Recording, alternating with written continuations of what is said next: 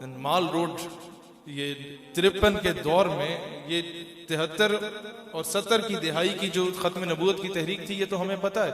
1950s में जब पूरी गवर्नमेंट की मशीनरी, सारे तोपे टैंके लेके ये बाहर आ गए थे ना, ये जफरुल्लाह के कहने पे, ये थोड़ी सी चीजें एजुकेट करने की जरूरत है। जो पहला फॉरेन मिनिस्टर था, that bastard was a Qadiani, और उसने हमारा जो तालीमी निसाब है, जो आज इस्लामिक करिकुलम हमें नहीं पढ़ाया जा रहा, वो उसकी वजह से नहीं पढ़ाया जा रहा कि एक असदुल्लाह नामी शख्स जो यहूदी था, then he had converted to Islam, उसकी पोस्टिंग करवा दी, जिसको कायदे आजम ने ड्यूटी लगाई थी कि आपने इस्लामिक करिकुलम इंट्रोड्यूस कराना है।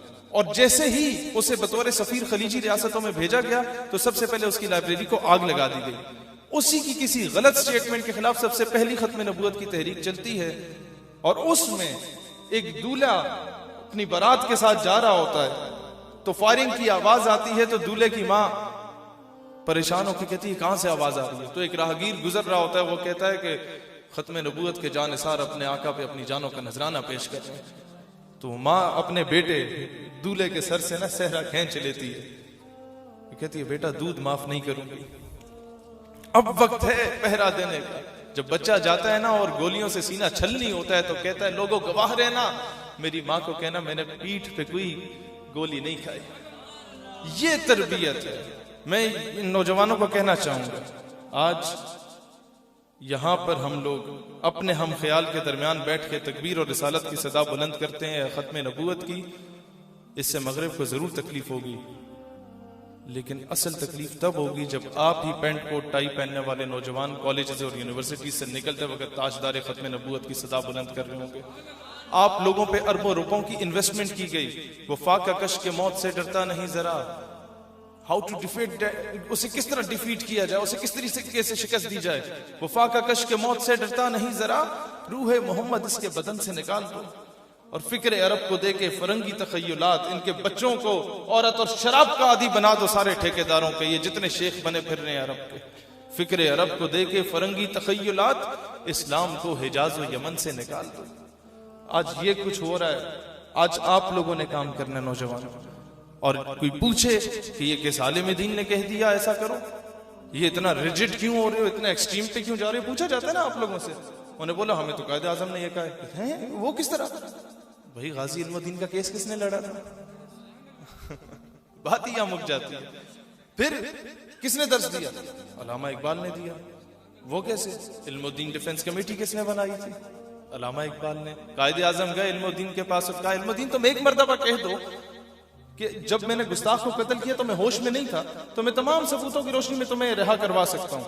गाजी इल्मुद्दीन ने तारीखी जवाब दिया, कहता है जनाबे आला जिंदगी च पहला कम कीता है जेड़ा होश च रह के कीता है। देन जब कमरे अदालत में गए तो वो साकिब निसार की तरह बुढ़ा तो था नहीं जज, वो तो अंग्रेज था, वो तो था ही नॉन मुस्लिम, खुद को नॉन मुस्लिम कहता था। वो गुस्से में आया, उसने कहा इल्मुद्दीन तुमने गुस्ताख को कत्ल करके कानून हाथ में लिया, तुमने तौहीन अदालत की है। इल्मुद्दीन के जवाब को मौरख ने सुनहरी हरूफ से लिखा कि जज साहब जब आप तौहीन अदालत बर्दाश्त नहीं कर सकते तो मुसलमान तौहीन रिसालत कैसे बर्दाश्त कर सकता है?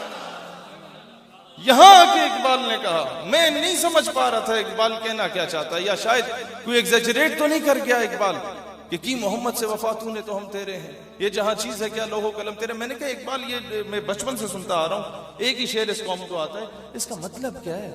मुझे तो नहीं समझ आई। यहां तक समझ आती है कि अल्लाह कहता है तुमने मेरे हबीब से वफा की तो मैं तुम्हारा, लेकिन ये जहां चीज है क्या लोहो कलम तेरे, बस जरा सी वफा कर लो सब कुछ तुम्हारा हो गया, मुझे नहीं समझ आई। इकबाल मुझे समझाइए।